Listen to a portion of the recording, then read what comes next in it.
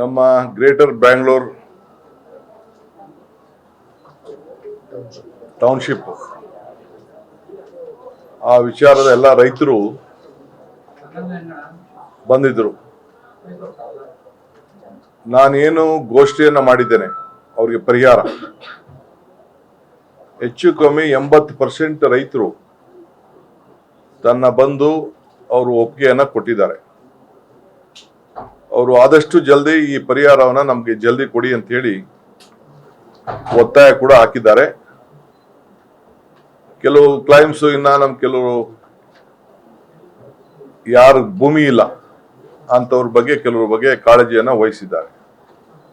ಅದೆಲ್ಲ ಬಗೆಹರಿಸಿರಿ ಅಂತ ಹೇಳಿದ್ದೇನೆ.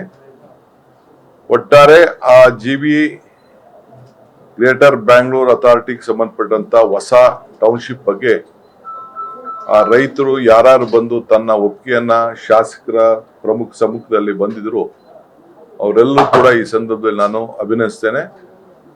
ಇನ್ನ 3 ದಿನದಲ್ಲಿ ನೋಟಿಫಿಕೇಶನ್ ಆಗಿ ಜೂನ್ 1ನೇ ವಾರದಿಂದ ಅವ್ರಿಗೆಲ್ಲ ಹಣ ಬಿಡುಗಡೆ ಮಾಡುವಂತ ಕೆಲಸ ಮಾಡ್ತೇನೆ. ಸೊ ಮೂರ್ ಹಳ್ಳಿ ಪ್ರತ್ಯೇಕವಾದಂತ ಫೈನಲ್ ನೋಟಿಫಿಕೇಶನ್ ಮಾಡಬೇಕು ಅಂತ ನಾವು ತೀರ್ಮಾನ ಮಾಡಿದ್ದೇವೆ.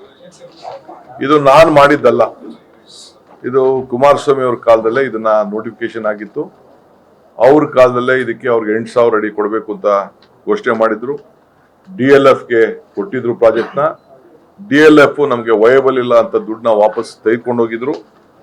ಸೊ ಇದನ್ನ ರೆಡ್ ಝೋನ್ ಅಂತ ತೀರ್ಮಾನ ಮಾಡಿದ್ರು. ಅಂದ್ರೆ ಯಾರು ಮಾರಂಗಿಲ್ಲ, ಬೇರೆ ಯಾರಿಗೂ ಕೂಡ ವಹಿವಾಟು ಆಗ್ಬಾರ್ದು ಅಂತ ರೆಡ್ ಝೋನ್ ಅಂತ ಮಾಡಿದ್ರು. ಸೊ ಕೋರ್ಟ್ ಅಲ್ಲೂ ಕೂಡ ಕೆಲವರು ಅರ್ಜಿ ಹಾಕೊಂಡಿದ್ರು ಇದು ಬಿಡಬೇಕು ಅಂತ. ಕೋರ್ಟ್ ಅಲ್ಲೂ ಕೂಡ ಬಿಡಕ್ ಆಗಲ್ಲ ಅಂತ ಆದೇಶ ಕೂಡ ಆಗಿತ್ತು. ಸೊ ಆ ದೃಷ್ಟಿಯಿಂದ ಇವತ್ತು ನಾನು ಇದನ್ನ ಮುಂದುವರಿಸಬೇಕು ಅಂತೇಳಿ ರೈತರುಗಳನ್ನ ವಿಶ್ವಾಸಕ್ಕೆ ತಿಳ್ಕೊಂಡು ಸ್ವಲ್ಪ ಹೆಚ್ಚಿಗೆ ಪರಿಹಾರನ ಕೊಟ್ಟಿದ್ದೇವೆ. ಜೊತೆಗೆ ಅವರೆಲ್ಲರೂ ಕೂಡ ಒಂದು ಬಹಳ ದೊಡ್ಡ ಖುಷಿ ಅಂತಂದ್ರೆ ನಮ್ಮನ್ನ ಬೆಂಗಳೂರು ಅಂತ ನೀವು ಗಮನಿಸ್ತಾ ಇದ್ದೀರಿ, ನಮ್ಮನ್ನು ಕೂಡ ಬೆಂಗಳೂರು ಜಿಲ್ಲೆಗೆ ಸೇರಿಸಿದ್ದೀರಿ. ಮೊದಲಿದ್ದಂತ ಬೆಂಗಳೂರು ಜಿಲ್ಲೆನೇ ಉಳಿಸಿದಿರಿ ನೀವು. ಅದಕ್ಕೆ ಅವರೆಲ್ಲರೂ ಕೂಡ ಬಹಳ ಸಂತೋಷ. ಯಾಕೆಂದ್ರೆ ಬಹಳ ಜನ ಹೊರಗಡೆ ದೇಶದಿಂದ ಎಲ್ಲ ನೋಡ್ತಾ ಇದ್ದಾರೆ. ಎಲ್ಲರೂ ಕೂಡ ಬರೀ ಕೇವಲ ಒಂದು 20 ಕಿಲೋಮೀಟರ್ ಮಾತ್ರ ಈ ಬಾರ್ಡರ್ ಇಂದ ಉಳ್ಕೊಳ್ತದೆ. ಸೊ ಇದು ಬೆಂಗಳೂರು ನಗರ ಆಗ್ತದೆ. ಸೊ ನಾನು ಅವ್ರಿಗೆಲ್ಲ ಆದಷ್ಟು ನಿಮ್ಗೆ ಏನು ಪರಿಹಾರ ರೈತರಿಗೆ ನಾವು ಕೊಡ್ತಾ ಇದ್ದೀವಿ, ನೀವು ಆದಷ್ಟು ಮಾರ್ಕೊಳಕ್ ಹೋಗ್ಬಿಡಿ, ಇದ್ರ ಬೆಲೆ ನಿಮ್ಗೆ ಇನ್ನ ಅರ್ಥ ಆಗುದಿಲ್ಲ ಅಂತ ಹೇಳಿ ಅವ್ರಿಗೆಲ್ಲ ಮನವರಿಕೆ ಮಾಡಿಕೊಟ್ಟಿದ್ದೇನೆ. ಬಹುಶಃ ಎಲ್ಲರೂ ಕೂಡ ಒಪ್ಕೊಂಡಿದ್ದಾರೆ. ಜಲ್ದಿ ಇದಕ್ಕೆ ಮಾಡಿ ಅಂತ ಹೇಳಿ ಎಲ್ಲ ರೈತರು ಕೂಡ ಎಲ್ಲ